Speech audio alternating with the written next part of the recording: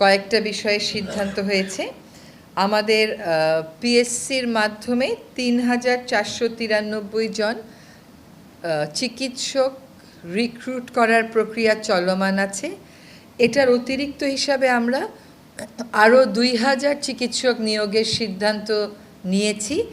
এটার মূল উদ্দেশ্যই হচ্ছে যে গ্রামগঞ্জে মানুষেরা আসলে চিকিৎসা পায় না, তাদের জন্য পর্যাপ্ত ডাক্তার যেন নিশ্চিত করা যায়, চিকিৎসক যেন নিশ্চিত করা যায়, এই জন্য এই সিদ্ধান্তটা নেওয়া হয়েছে। আমাদের আরেকটা ভালো খবর আছে, সেটা হচ্ছে যে আপনারা জানেন যে দুটো দেশ থেকে বর্তমানে এলএনজি আনছি, কিন্তু গত কয়দিন আগে আমাদের বিদ্যুৎ উপদেষ্টা মহোদয় গিয়েছিলেন সৌদি আরবে। সেখানে আরামকো বলে যে সবচেয়ে বড় কোম্পানিটা আছে, তাদের সাথে কথা হয়েছে। তারা বাজারে যে দামে দেয় তার থেকে কম দামে বাংলাদেশকে এলএনজি সরবরাহে সম্মত হয়েছে।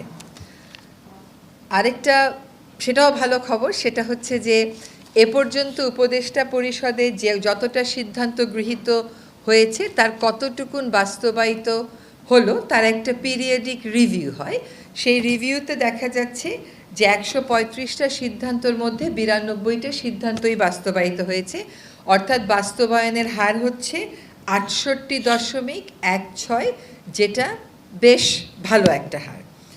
আরেকটা সিদ্ধান্ত হয়েছে জনস্বাস্থ্য বিবেচনায়, সেটা হচ্ছে আমাদের বিশেষ করে ছেলেমেয়েরা খায়, বাচ্চারা খায়, এরকম কিছু কিছু খাদ্যপণ্যে, আমরা সকলেই খাই যদিও, স্যাচুরেটেড ফ্যাট থাকে, চিনি থাকে, লবণ থাকে।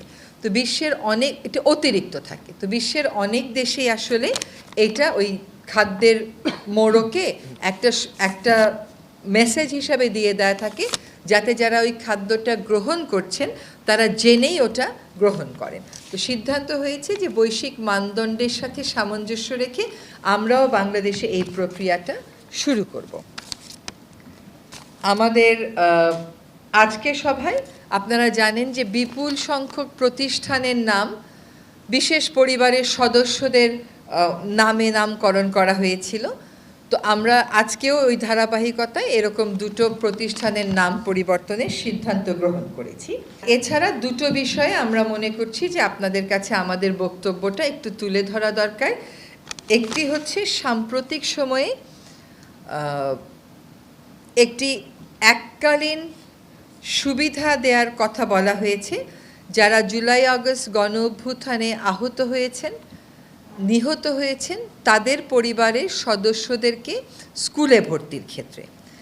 এদের সংখ্যাও আসলে খুবই কম, মাত্র ১২,৫০০, মানে সংখ্যা কম ইন দ্য সেন্স যে ১২,৫০০ মানুষের জন্য এটা একটা এককালীন সুবিধা হিসেবে থাকবে শুধুমাত্র স্কুলে ভর্তির ক্ষেত্রে।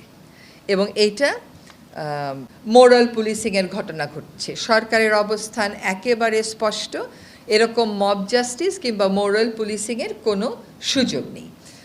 মোহাম্মদপুরের একটি ঘটনা নিয়ে অনেক কথাবার্তা হয়েছে। এটার ব্যাপারে আজকে আমরা জেনেছি যে আসলে উভয় পক্ষই পুলিশের সামনে একটি